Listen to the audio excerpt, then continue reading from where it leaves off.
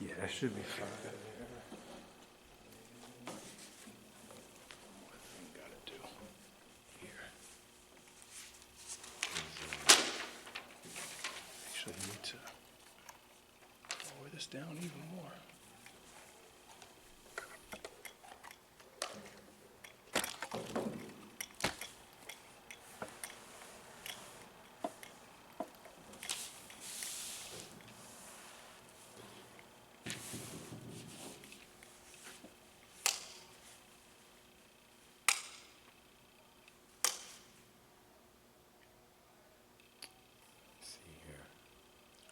So are you still doing the, Yeah, to my knowledge. right? Yeah, he's still doing it. That ought to be a pretty good paying, I assume so, yeah. Yeah, Because yeah. of just the amount of risk involved and stuff. that's right, that's hazard. Yeah. Hazard pay there. Right. Yes, indeed, I'm sure that's hazard pay. Yeah, you on the front lines pretty much. Yeah, I mean, you know. And they keep talking about the people on the front line Yeah. without proper equipment and what have you. Yeah.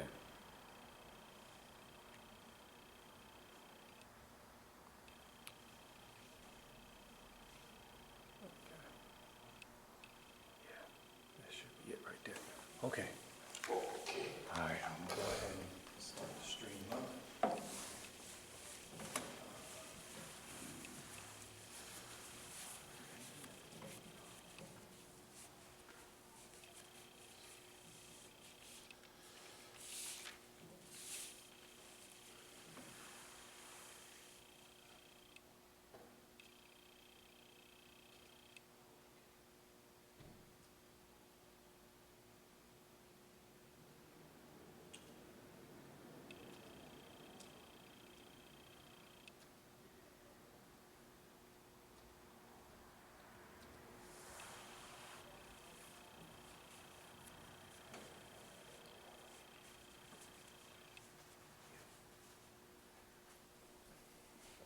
You should be good.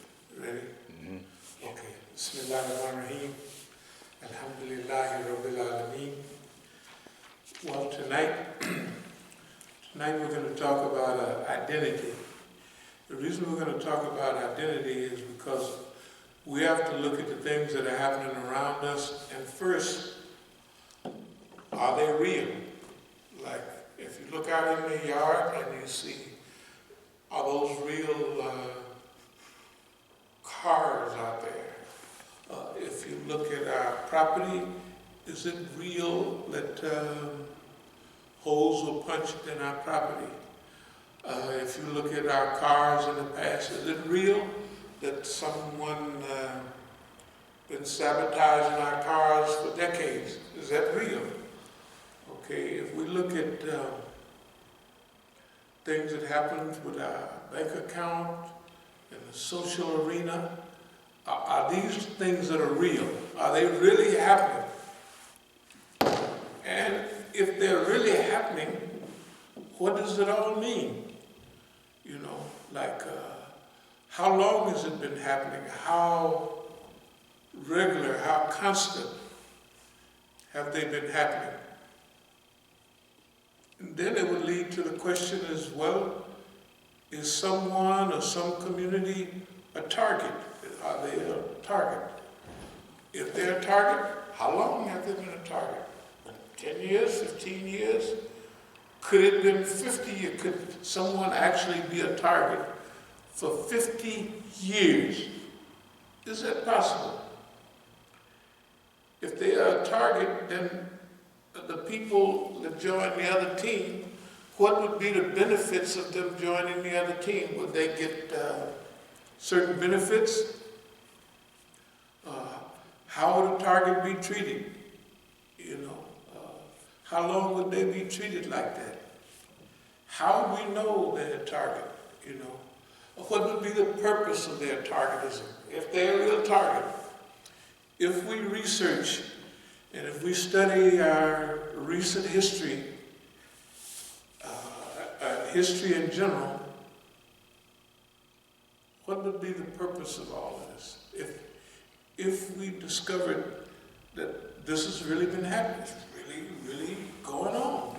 I mean, it's not the figment of an imagination. It's not paranoia because there are like stacks of books and records and dates that all fit, you know what I mean? And the thing has been gone over, I don't know, not hundreds of times, but sometimes even more than that, over and over again. But for what reason? You know, we talk about delay a lot here, and personally, I was going to go back to California in early January so I could go to court on the 6th of January. Then our brother Soleimani was assassinated, and this was a major global event. To everybody else, they can say what they want, but to us, it was a major global event. All of the things that we have been talking about, why are these people going here by the millions? Why is this happening? What is a strategic alliance? How long has it been going on? What does it mean? The war in Yemen, how does it fit? Saudi Arabia and its history, Iran and its background and struggle, Syria and its global position. Why is this? Why are all of these things important? And when Aga Soleimani was assassinated, to other people, it might not have been no big thing, but to us, you can remember, this is exactly, it took it at least an hour for it to all fall together. Wait a minute, that just happened. Then that means 1, 2, 3. We wasted no time. Our purpose and our focus and our attitude was all on certain specifics. It was clear. Okay. So we still we'll just cruise along. I want us to think about delay for a little bit, and whether it's personal delay or whether it's intervened delay. Whether Allah is delaying you, whether the society is delaying you, whether it's environmental circumstances. But it all adds up to delay. Something is holding things back for a minute because we're not going back to California right away. Then we did the lecture on China. And on China, we put China, Japan, the whole Asian society together, and we said that this is your century, now this is how you should behave. You know, I could imagine if somebody's listening to that and they say, how is a Negro going to put all of that stuff together and it means something anyway? What is he talking about? In that, we also mentioned something. We mentioned that in the meantime, this was still in January, early January, and we said that we hope that China can develop a salve, a bomb, or some defense, right? Virus defense against to help support the Negro. This thing was exactly said. The Chinese should going to automatically look out for themselves, but we were saying, and we hope that they blend in a little, just to think about the Negro on the side. This environment of coronavirus and all that wasn't as big as it is now, but it was on the way. And we felt it right then. We felt it all the time. We felt it the first time we heard about it back in, it might have been November or it could have been December. Okay. was on our mind. Now, this thing about identity, we used to talk about a period of wandering in the wilderness, during the early years. Well, this might be a period of petite wandering in the wilderness, small, not wandering in the wilderness. Wandering in the wilderness is you're really figuring out deep things and what your part is, and what you're going to play in that part, which way is the world. You're doing a lot of big time analysis. And it's over a long period of time. It's not a few months or 1 year or something. It may be over a long period of time. It'll go through different stages, but it's still a long evolution. It's a protracted wilderness. It's not a instant wilderness where you go in, you get lost, and you find your way and you come out. Because during these periods, there's a lot of research, analysis, and projection going on. This is a deep period because you're not looking at yourself only, you're looking at yourself, but you're looking at the world. You're looking at the part you're going to play in this, or what part would you play in it? And if you played that part, how would that be? These are all very serious things.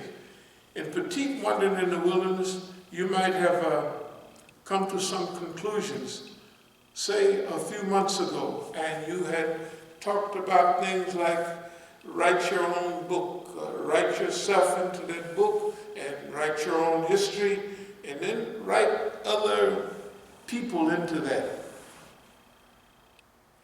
And at that time, all of that makes perfect sense. But there are small changes. The two things that have happened in recent months have been big. This is the earth. What happened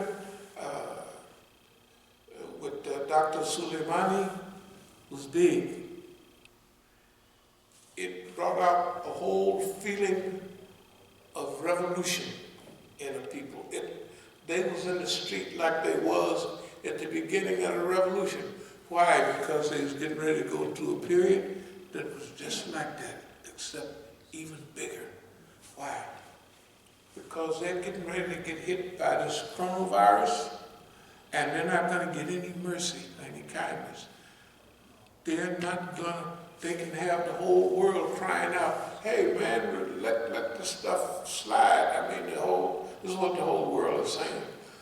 Hey man, why you still got the stuff on your hand and people is dying? It can't be because you just don't like, you know what I mean, the government. That's the people dying. That's not the government dying. You don't see no relief. Okay. Therefore, they're being made, now they're coming through it fine. In fact, look, a few things that we was going to say about them in that situation, we're keeping our mouth shut. Why? Because we don't want to get confused with a bunch of idiots that's making this complaint and that complaint. Why? Because this is a great period of history. Okay? They're going through that period. And that period that they're going through is a history based in a certain type of revival. And Allah gave them the spirit that they needed exactly at this time. This is why there were certain things that happened to them. This is why Aga Soleimani was assassinated. And then the brother from Iraq was assassinated with him. That was for all kinds of reasons, to unify those two countries, those two peoples, and solidify them. Then when you look around the world, you have to figure out now But what's happening with us is this. Okay, these are little changes here. They are real changes. When I said the other day that, I just heard that 2 days ago, maybe 3 at the most, 2 days ago, I just heard that the Negro was dying like flies in this, you heard that? Yeah, okay. So, okay. Well, let's get back on, let's for sure have this thing like last night. Hold it. Temporary stall. For what reason? Allah knows best, but let's just hold up a second. It's a delay. This is an environmental delay. This is not you sitting down and saying, I'm going to delay this. But it's happening anyway. Then they came out with the second punch. Oh, Latinos are dying too at a high rate. So is blacks. I don't know if you heard that part. And Latinos. Other people would say, this is terrible. It's not terrible. It's just right. It's not the death and everything, but the two peoples. See, a lot of people don't remember during the civil rights struggle, that was blacks, and then there was brown berets. Like in California, Mexicans call themselves, from that period, Chicanos, not Mexicanos. Now when you're all in the news, you see Mexican, Mexicanos. But in California, the original Mexicans that was in California, that we grew up with, they are almost carbon copies of Negroes, and Negroes are carbon copies of them. Right, yeah. They used to wear French toes, and we used to wear knobs. French toes is a type of a shoe. And knobs is like, they could be Stacey Adams, or they could be Conleys, but they have a certain shape on the toe. That's why we call them knobs. Blacks would have a sport coat and khakis pressed in iron, and Mexicans would have counties pressed in iron, and the sport coat would be flapped right over. It would be almost perfect. And that's what they lived like that. And so that was a period when in 1968 and other periods, Mexicans or Chicanos had big demonstrations in LA and places like that. So they went through a revival themselves. And that revival has still been going on amongst them. In the meantime, in the last 50 years, millions of Mexicans have came here from Mexico. Okay, the flavor changed a little bit. In East LA and all those places, in the 40s and all those years, Mexicans and blacks wore zoot suits. You know, like Malcolm did. Zoot suits, big shoulder pads, suits, big chain. Okay. Yeah, Mexicans and blacks.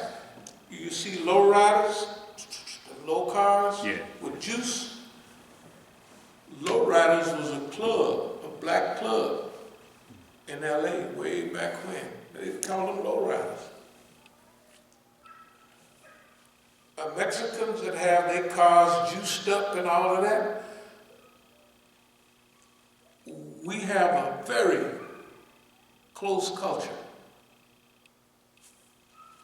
Now, the Latinos that have come here in the last 50 years are not as tied to that. The other historical realities are, if you was here in D.C. 20, 25, 30 years ago, the main subject was teen pregnancy. Amongst black kids, teen pregnancy. Guess what? You don't hear about that anymore. What happened? Why? Where did they go? Did they stop having whatever they do? They haven't stopped doing that. Well, what happened?